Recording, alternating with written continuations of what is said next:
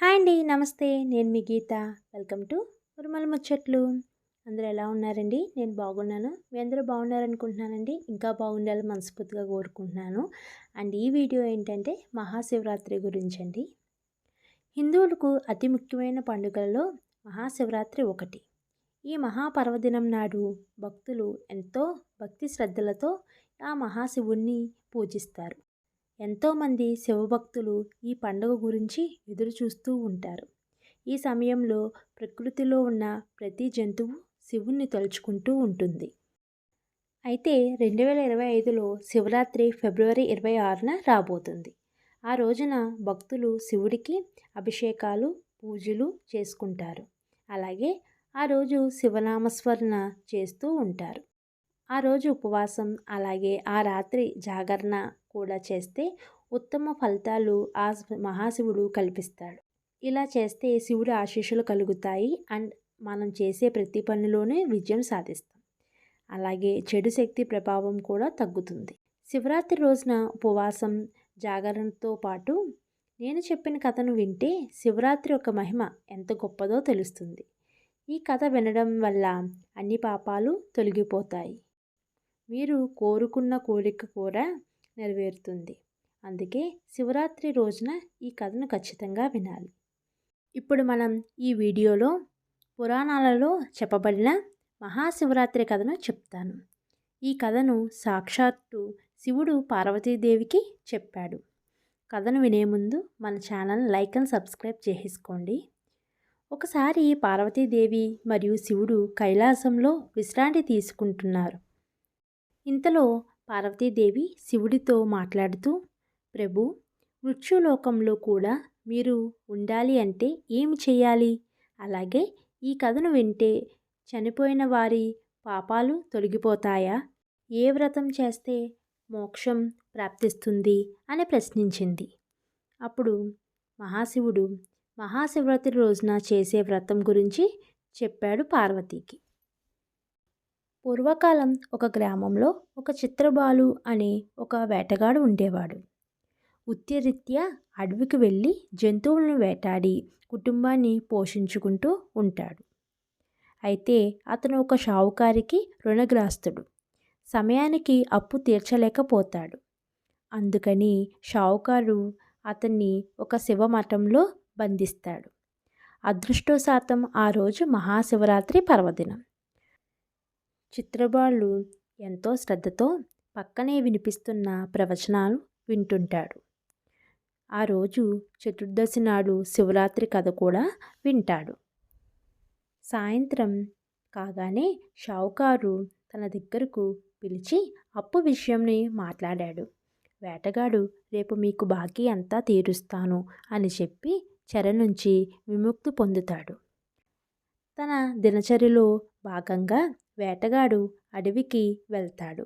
కానీ రోజంతా బందీగా ఉండడం వల్ల తనకి చాలా ఆకలి వేస్తూ ఉంటుంది.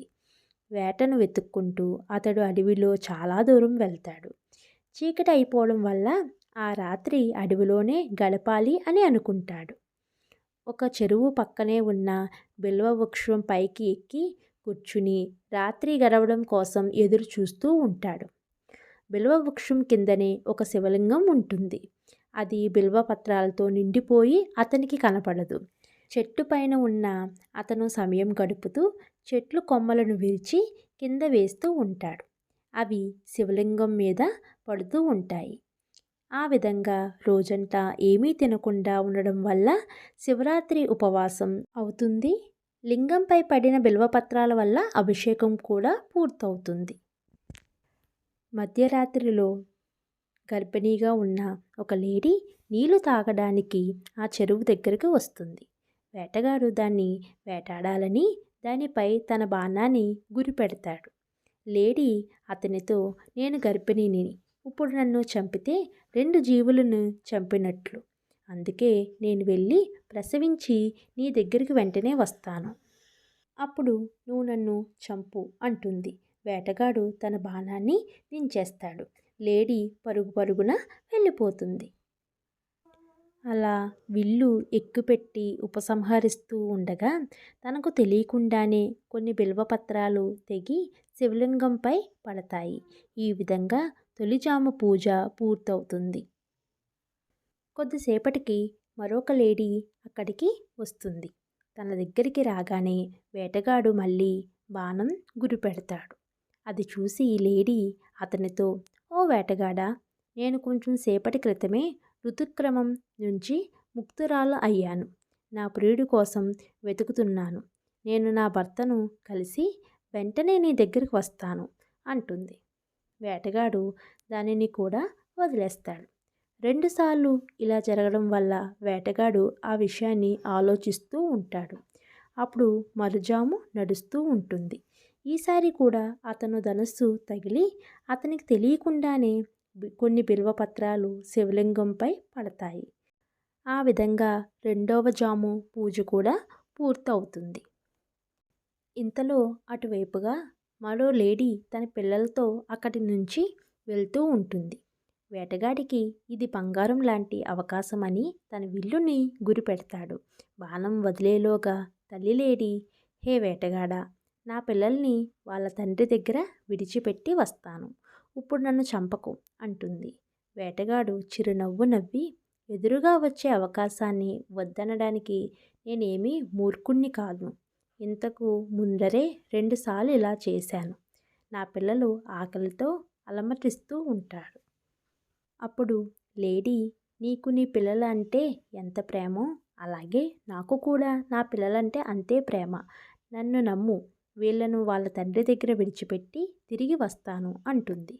దాని బాధ విని వేటగాడికి జాలి కలిగి వీటిని కూడా వదిలివేస్తాడు. అలా ఆకలితో ఉన్న ఆ వేటగాడు తనకు తెలియకుండానే ఆ బిల్వపత్రాలను తెంచి శివలింగంపై వేస్తూ ఉంటాడు. ఇంతలో బలంగా పుష్టిగా ఉన్న ఒక లేడీ అటువైపు వస్తుంది. వేటగాడు దానిని చంపాలి అనుకుంటాడు. వేటగాడు బాణాన్ని గురిపెట్టడం చూసి ఆ లేడీ అతనితో అంటుంది, "హే వేటగాడా, నాకన్నా ముందు వచ్చిన 3 లేల్ని చిన్న పిల్లల్ని చంపినట్టయితే నన్ను కూడా చంపు. ఇంకా ఆలోచించుకో. అవి లేకుండా నేను బతికి ఉండలేను. నేను ఆ 3 లేళ్లకు భర్తను. ఒకవేళ నువ్వు వాటిని విడిచిపెట్టి ఉంటే నాకు కూడా కొన్ని క్షణాలు సమయం ఇవ్వు. నేను వాటిని కలిసి వెంటనే తిరిగి వచ్చేస్తాను" అంటుంది. దాని మాటలు విన్న అతనికి అంతా కళ్ళ ముందర ఒక్కసారిగా కదులుతుంది. జరిగిందంతా ఆ వేటగాడు లేడీకి చెప్తాడు. అప్పుడు ఆ లేడీ, "నా 3 భార్యలు నీకు మాట ఇచ్చి వెళ్ళారు. కానీ నా మరణం వల్ల వారు ఆ మాటను నిలబెట్టుకోలేరు. వాళ్ళను నమ్మి ఎలా అయితే పంపించావో నన్ను కూడా అలాగే పంపించు. నేను వాళ్ళందరితో కలిసి నీ దగ్గరికి వస్తాను" అని చెప్పింది. వెంటనే వేటగాడు దాన్ని కూడా వదిలేస్తాడు. ఈ విధంగా శివరాత్రి ఉపవాసం, రాత్రి జాగరణ, శివలింగంపై తెలియకుండానే బిల్వపత్రాలు వేయడం వల్ల శివరాత్రి వ్రతం పూర్తి అవుతుంది. కానీ తెలియకుండానే చేసిన పూజ అతనిలో మార్పు తెస్తుంది. అతనికి హింస చెయ్యాలి అనేది మారి మనసు నిర్మలం అవుతుంది. ఇంతలో లేడీ దాని కుటుంబంతో పాటు అతని దగ్గరకు వచ్చి నిలబడుతుంది. కానీ వాటి నీతి నిజాయితీ చూసి అతనికి జ్ఞానం కలుగుతుంది. వాటిని వేటాడకుండా వదిలివేస్తాడు. తెలియకుండానే చేసినా కూడా శివరాత్రి పూజ అతనికి మోక్షాన్నిస్తుంది. ముత్యకాలంలో యమదూతలు అతన్ని తీసుకుని వెళ్ళడానికి వస్తారు. కానీ శివగణాలు అతన్ని తిరిగి వెనక్కి పంపిస్తాయి. అప్పుడు అతను శివలోకానికి తీసుకొని వెళ్తాడు. శివుడు కృప వల్ల రాజచంద్రభాను తన గత జన్మ గుర్తుంచుకుంటాడు. అందువల్ల మహాశివరాత్రి యొక్క మహత్యాన్ని తెలుసుకుని ఈ జన్మలో కూడా ఆచరించగలుగుతాడు. ఈ విధంగా శివుడు పార్వతీదేవికి మహాశివరాత్రి యొక్క కథను వినిపించాడు. ఎవరైతే స్వచ్ఛమైన మనసుతో నన్ను పూజిస్తారో వారి పాపాలను నేను తొలగిస్తాను. ఎలాగైతే వేటగాడు జంతువులను చంపినా పాపాన్ని తొలగించానో అలాగే భక్తుల యొక్క పాపాలని తొలగిస్తాను. వాళ్ళకి ముక్తిని కలిగిస్తాను. వాళ్ళకి ముక్తిని కూడా కల్పిస్తాను అని శివుడు పార్వతీదేవికి చెప్తాడు. ఈ విధంగా పార్వతీదేవికి ప్రశ్నకు సమాధానం దొరికింది. మహాశివుడు వేటగాడి యొక్క కఠినమైన హృదయాన్ని కూడా చాలా కోమలంగా మార్చేశాడు. మనసు మొత్తం కరుణతో ప్రేమతో నింపేశాడు. శివరాత్రి రోజులోపు ఈ కథ వింటే ఖచ్చితంగా పాపాలు తొలగిపోతాయి. ఎప్పుడు శివుడి కృప ఉంటుంది. మీరు చేసే ప్రతి పనిలోని విజయం సాధిస్తారు. మీ ప్రతి కోరిక నెరవేరుతుంది. ఫ్రెండ్స్, ఈ కథ మీకు ఎలా అనిపించిందో కామెంట్ రూపంలో తెలియజేయండి. మళ్ళీ మీ ముందుకు వేరే వీడియోతో వచ్చేస్తాను. అంతవరకు స్టే ట్యూన్. మురమల్ల ముచ్చట్లు.